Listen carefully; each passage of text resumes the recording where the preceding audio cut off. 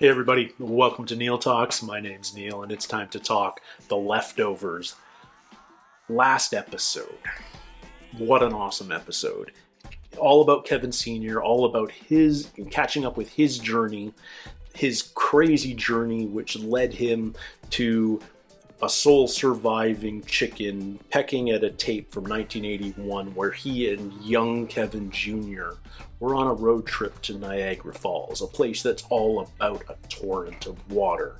And that tape played, and young Kevin told Kevin Sr. that he needed to sing to make sure the rain stopped. And when he sang Itsy Bitsy Spider, the rains did stop, the risk of flood ended, and Kevin Sr. found his purpose in Australia, which is following this Aboriginal songline, performing at each site, and by completing that journey, he could prevent the impending doom of the flood, which he has seen coming on the 7-year anniversary of the departure.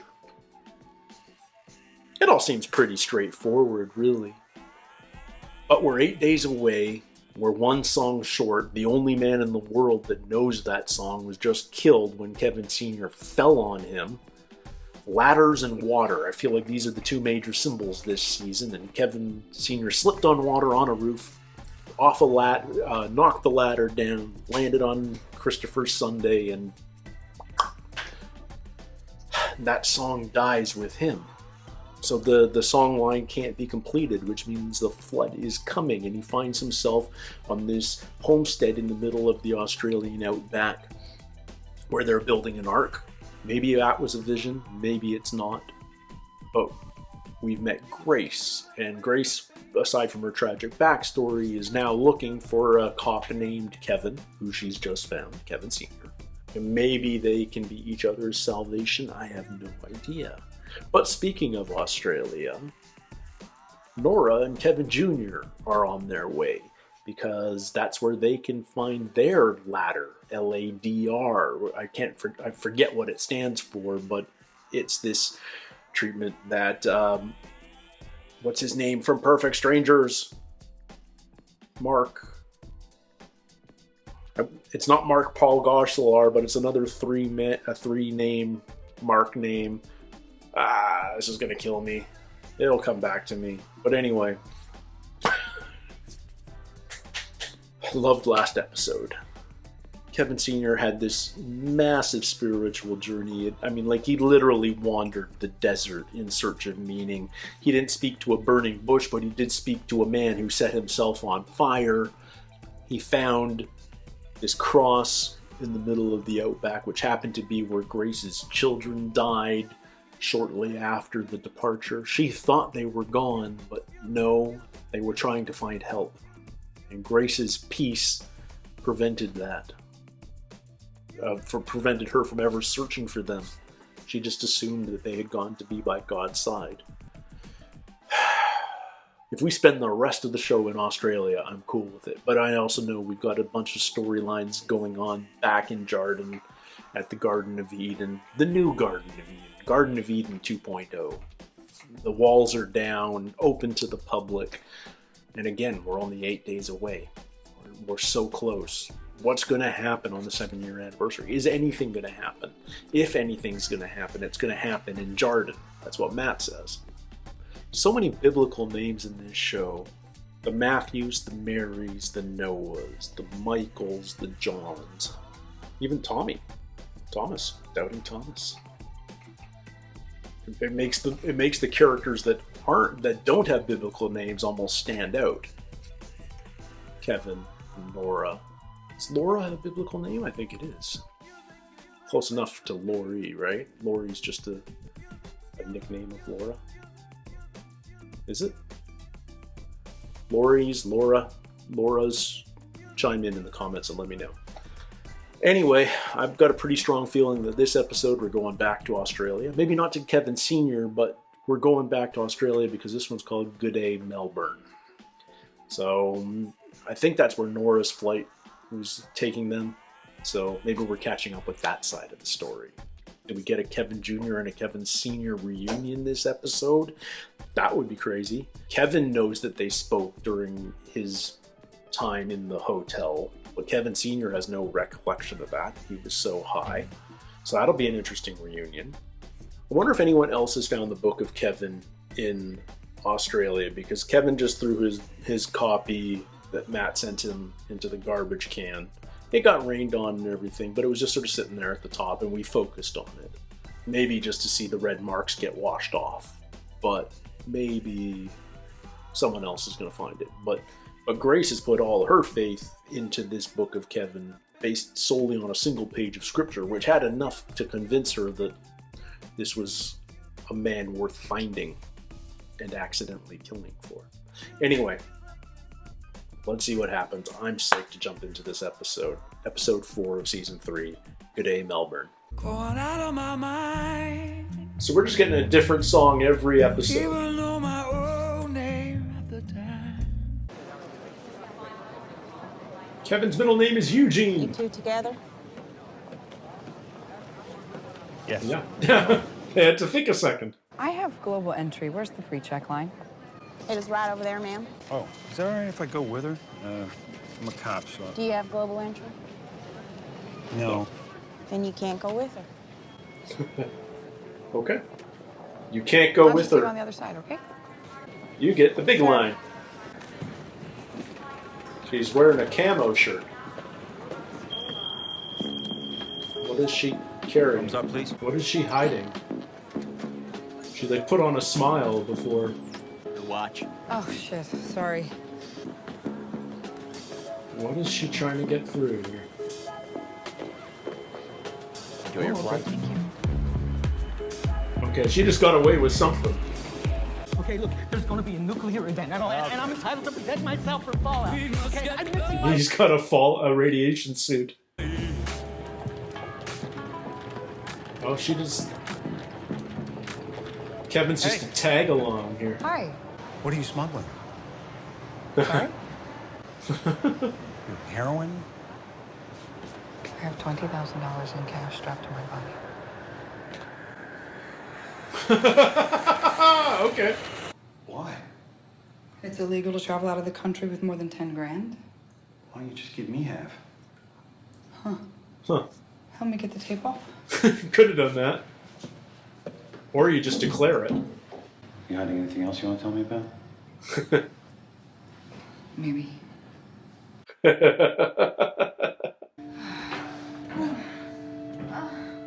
They're in the baby making room. Oh, their baby room. I looked them up just to see if any of them were still around after they supposedly got into this thing. Then it zaps them with the radiation. Now let's focus on the baby changing sign. It's still there. No. Every single one of them's unaccounted for. I mean, they have to go somewhere. Not if they're being cremated. So she thinks it's a scam, not that they're actually departing. Which makes sense based on her job. You don't have any jurisdiction in Australia. So you've gone rogue. The DSD has their hands full with the coming apocalypse. And what if they ask why I came down here with you? I'll say that you've come to see me off because we're in a toxic codependent relationship. And we both come to realize that we're better off apart than together. Is there some truth in that? He's wondering now. Is she really looking to bust this, or is she on some level hoping it works? Oh, she's got the book. I brought your book. And when he went into the woods, he lifted the girl to his shoulder, and she slept. She pressed to him, and he to her. He capitalizes your H's. Now the sun rose, and they had come to a well. And he placed the girl down upon its edge, and... Pushed her. Jesus. Where does Matt come up with this stuff? It's all truth. It's all Kevin's truth. There's a bus stop across the street from the hotel. Take it to the last stop. Don't miss it. We won't wait. Goodbye, Miss Durst. What? I don't... Okay. That was them. I have to go. I'll be back soon.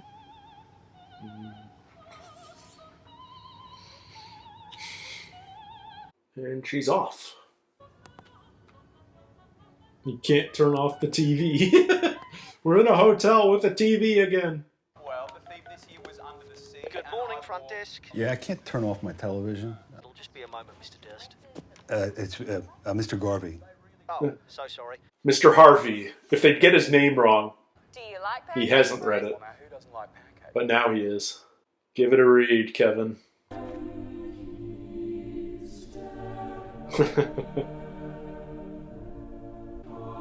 Oh, it's even got verse numbers and everything.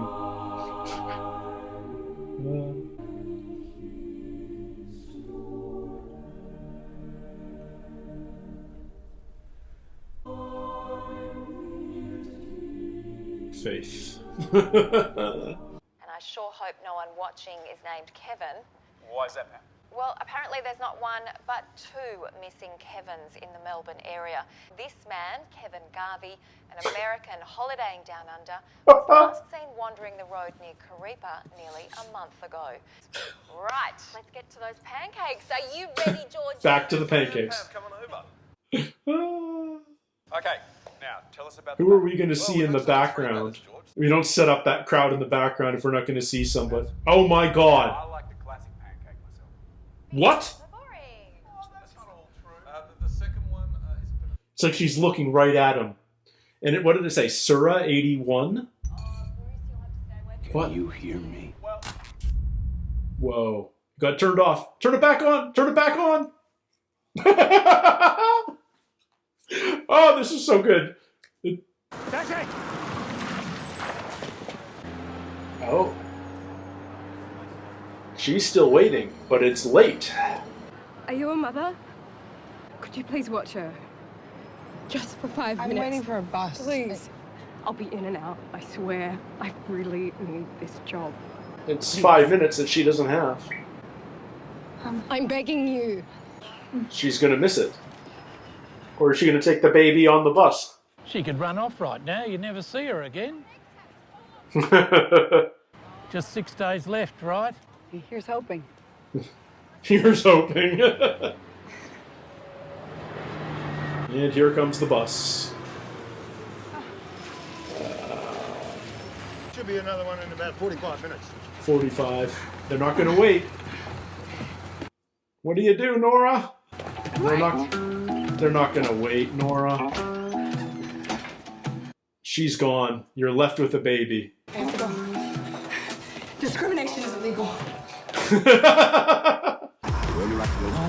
Oh, I love when we're chasing after people handheld on this show. They don't care about keeping people framed up. They just send the Steadicam guy. Just run after her as fast as you can. Whatever we get, we get. We'll use that. All right. Was that literally EVIE? How... don't trust anything, do ya? Surah 81. What was that about? Yeah, she was right there. When I thought you were getting the hang of it. Doing my best. And she's gone. She won't still be there. They just... Oh! Oh, we do see... Follow that girl!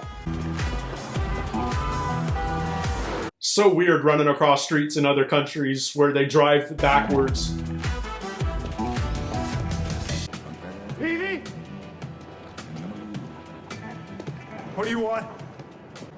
Did Patty send you? Is he getting haunted by her now? Patty? You were looking right fucking at me. Everything right? Yeah. Is he bothering you, miss? You can see her. Okay. You step back, mate. You're real? Her name is Evie Murphy. You know me. My name is Danya Moabesi. Why are you doing this? I know. Okay. Is that Evie, or does she just have a doppelganger? I mean, it's certainly the same actress. Miss Durst. Yes? Kind of building that would have an incinerator. Go on up. They're waiting for you.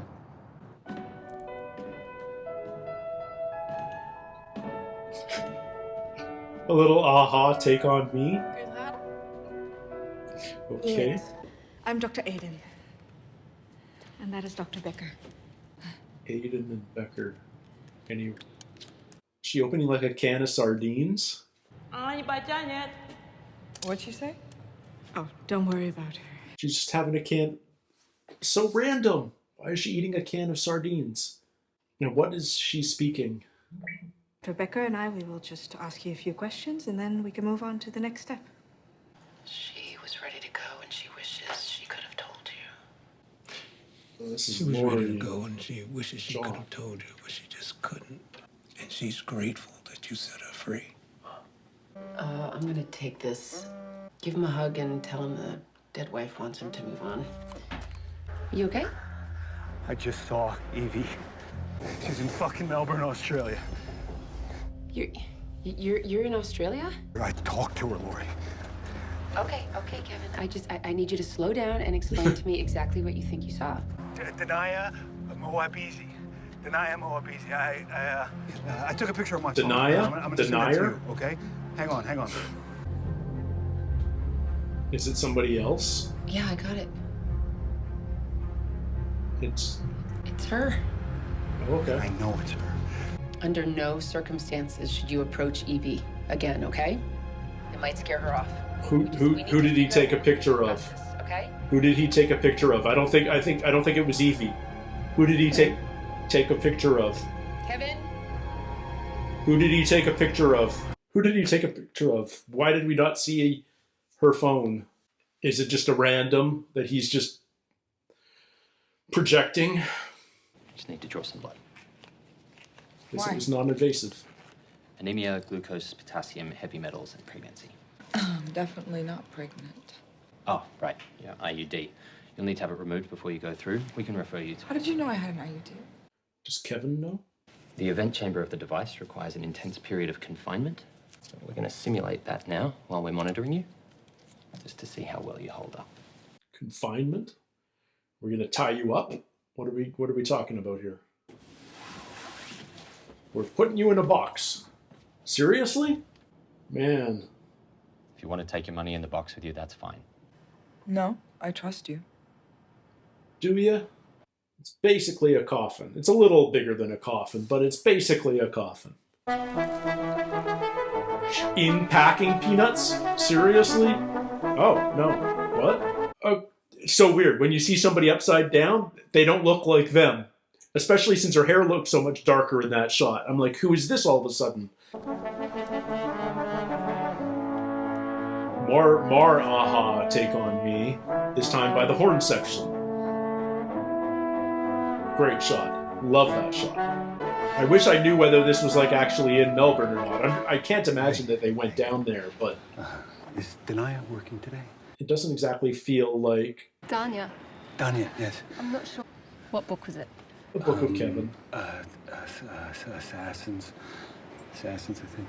International Assassins. Call her. She could probably help me. That'd be fucking great, please. You're not inspiring confidence here, Kevin. Oh, bring in for security. He's being weird. It's just like in the, just in the GR. It's okay, Lynette. You know this bloke, Donnie? Yes. Let's talk, Kevin. Did he give his name to her? Is this actually a Danya, or... This is Evie, right? Or are there doppelgangers in this world? I am Evie Murphy. Okay.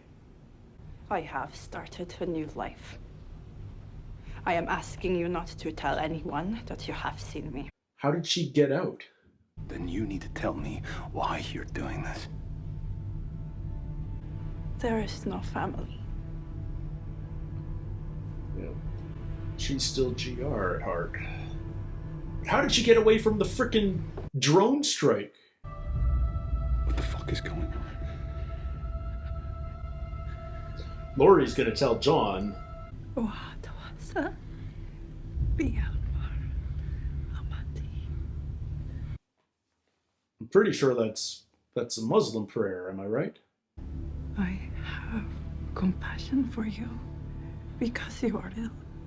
She told me to tell you that I was who you thought I was. No. Who's haunting her? Who told you? Is it Patty or is she haunted by Meg? I think I have to take this. He's in Australia. He's where? Just give me a minute. What the fuck did you do? Okay, I need you to calm down and just tell me what happened. You fucking called her. Where are you? She knows. She told me that you said that I was ill. What the fuck does that mean, Lori? Okay, that's just happened today. So it's not Evie. Otherwise, it's very likely that they will hurt themselves. So this woman is just going along with it. I don't want you to Lori. hurt yourself, Kevin. I need you to pull up that photo you sent me. What? It's not her. It's not her. It's just some random woman. Can you do that for me, please? You're psychotic. It's not her. Okay, I did it. What? Look at it. Look at the photo again.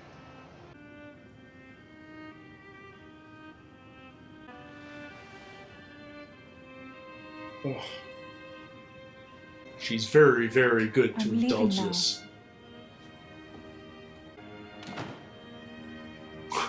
Oh, man.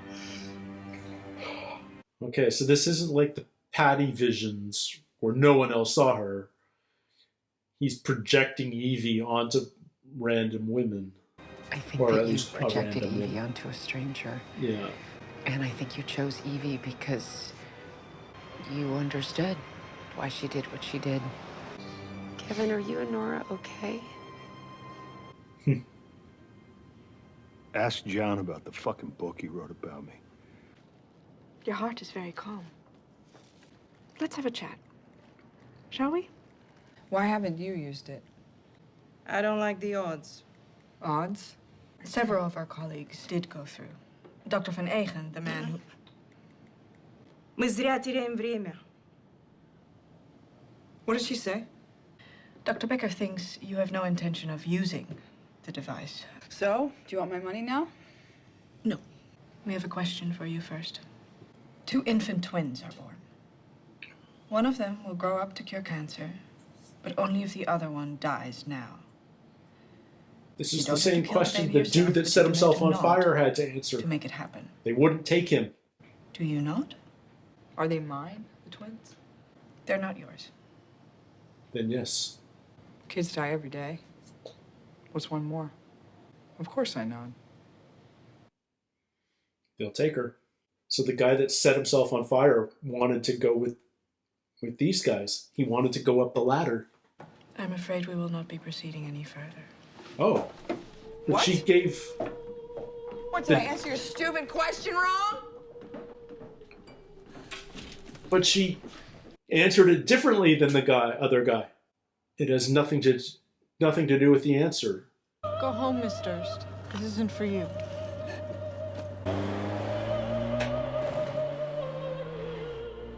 Why they fucking ran. But I'm gonna find them, and I'm gonna fucking destroy them. No. She wanted to go. Are you okay, No. Yeah, I'm fine. Kevin? They are not good. Neither one of them. And they're both lying to themselves and to each other. You can tell me anything. No, I can't. The last time I told you everything, I woke up handcuffed to a bed and you were gone. I didn't know how to handle you talking to a dead person. He's done Oh, it. Jesus, is it happening again? Because if you're having visions, he's gonna want to put it in your fucking book. It's not my fucking book. No? I think you want to be Jesus Christ fucking superstar because it makes you feel important. Like it? I fucking love it. Book's gone. We never have to talk about it again. Because that's what we do. We don't fucking talk about anything. They're done. They are done. Why didn't you stop me from giving her away, Lily? Because you decided you wanted to do it and you did it. You never even asked me what I wanted. And now you want a new baby? Are you fucking insane? Or are you afraid you're gonna give that one away too? You can't have a kid. Because then you'd have no excuse. You couldn't be a victim anymore. You'd have to be okay. No one would feel sorry for you. My kids are not dead. They are gone. They are just gone. Then you should go be with them. That's what she's been trying to do.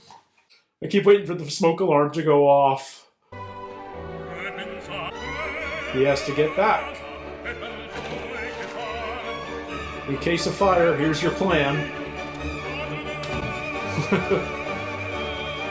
There we go.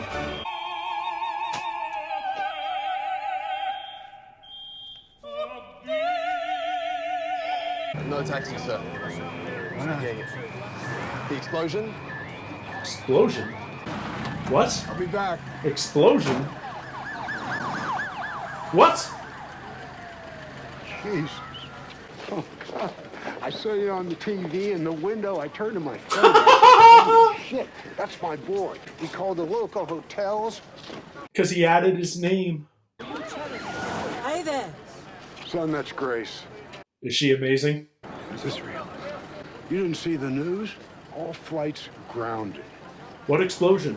What happened? There was a global explosion. No taxis. All flights grounded. What the hell happened? What the hell happened? Sprinkler, flooding. Oh, wow, what a shot. What a shot.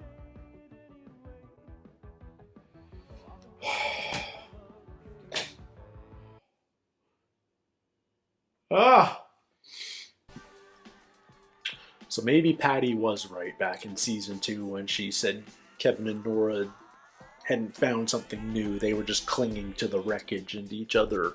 And of course, she was right, because that's just Kevin's subconscious trying to get through to him. Kevin and Nora are over. Which goes a long way in explaining the Nora we saw at the end of episode 1. Older, quite possibly in Australia. But what's happened? Something has happened in the last couple of hours. There's been a big explosion. There's no taxis. All flights are grounded. Sorry, noises in the hall. If I ever start a cover band. You know, as you know, we praised how open Kevin and Nora's relationship was in previous episodes, when they did seem to share everything, and yet even with all their sharing, they kept some things back. Nora's never been able to get over the loss of her children.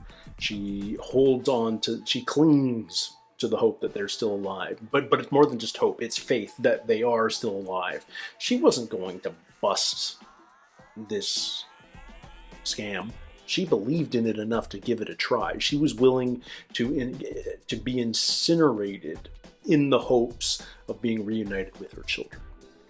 That's why her heart was so calm when she was thrown in this coffin with a bunch of packing peanuts. She was calm. She was ready. She was at peace with the idea. I am fascinated about this one question that they ask you, because we met this one guy in the desert in episode 3. Kevin Sr. stumbled across him. The man drove out into the middle of the outback in his Beetle, threw gasoline all over himself and his car, and self-immolated because they wouldn't take him. We didn't know who they were at the time, but they wouldn't take him, and all because he wouldn't kill a baby to cure cancer. So he answered wrong, we assume. We hear the question again. Suddenly the connection is made. And Nora, without any real hesitation, once she knows the facts, once she knows they aren't her children, what's one dead child to cure cancer? And she's like, of course I would. And that apparently was the wrong answer too. So the question is more subtle than that. It's a meta question. Is it about how you answer it? Is it about how quickly you come to a decision? Is there no right answer, and you can't? Do they only take the people that say I don't know? Anyone who's certain can't go. I don't know. I'm hypothesizing here, obviously, but it's a fascinating idea. It's an intriguing group, this ladder group. Ladders and floods. It's just, you know, like we have characters like getting up on chairs, even, you know, like trying to climb higher and then getting rained on, even if they're in a hotel room. I'm going to need to sit on this episode for a little bit, but the other part of me just wants to like hit play for the next episode right now, but I can't do that. This is my second episode of the day, and I've already got so much to digest, and yet we've got Kevin reunited with his dad and Grace. They saw him on TV because he saw Evie on TV, except it wasn't Evie, it was this random woman, and he just projected, and Lori reached out to her and actually convinced her to play along because Kevin is ill. And Kevin ultimately realized his mistake. So now I'm wondering whether the sign that Evie was carrying meant anything at all, or is it a book of verse from the Quran? I'm not familiar enough with I'm not familiar at all with the Quran, let's be real. But it was like Surah 81, so it could be like a John 3:16, but the Muslim equivalent. I'd love to know. If you guys know, let me know in the comments. But isn't it crazy how this works? Father and son have basically been communicating by TV, and Junior saw Evie on television, so he rushes down to the studio. He ends up in the window where his dad sees him, and they rush into Melbourne to find him, and now we can pick up that season 1 plot and get back to the magazine, and what have Kevin Sr. and Grace been up to? How long has it been since the last episode? Not too long. I mean, we're 6 days away. I guess it's only a matter of a day or two. But we better finish building that arc at this point, because the flood's coming. But they're going to be stuck in Australia, I think. What happened? What was the explosion that's grounded all flights? And why no taxi? Like, what happened? What blew up? Things were so good at the end of last season, at the start of this season, as far as the relationships in our group, especially like episode 1 of this season, when we were at like Tommy's birthday party. Just felt like there was a whole lot of happy, content, that big extended family feeling. And now Kevin and Nora are done. Kevin dropping that bomb to Lori, ask John about the book he wrote about me. That might throw a complete wrench into Lori and John's relationship. Mary's leaving Matthew. It doesn't appear that Michael and Jill are a thing anymore. So suddenly, all these connections are being fractured. And it makes you wonder, I'm suddenly brought back to when Kevin was talking to not Evie at the library. And she said, when Kevin asked her why she did it, she says, because there is no family. Family, that's kind of one of those core messages of the GR. But did Lori coach her to say that, or is that something that she just pulled out from her own experience? But I think we might be sort of getting to that point where families are disintegrating. Family doesn't matter, at least in this messed up world. I don't even want to open that can of worms, but that seems to be a viewpoint that's being visited frequently in this show. It's often dismissed, and we've had a lot of proof to the evidence, and yet that might be the final state of affairs when this is all wrapped up, that family doesn't matter, and yet the Kevins are reunited, Junior and Senior. Maybe it's about finding new, I don't know. If you join the GR, isn't that just finding a new family, giving up one for another? Or is it really foregoing any family, forsaking it all? Right. This show, it's so interesting. I've never felt more understanding of people experiencing psychotic breaks, I think, than on this show. I'm right there alongside Kevin while he's witnessing this stuff, and I understand his compulsion to find Evie because he just saw her clear as day staring at him through his television, and he's seen so many things. And this book, while he hates it, does summarize all the crazy stuff that's happened to him since the departure. Yeah, I don't know what else to say. I need to think on this one, and I need to figure out what might be happening in the next handful of episodes, but I have no idea. I need more answers. Cannot wait. Loving the ride. Thank you guys so much for coming along with me on it.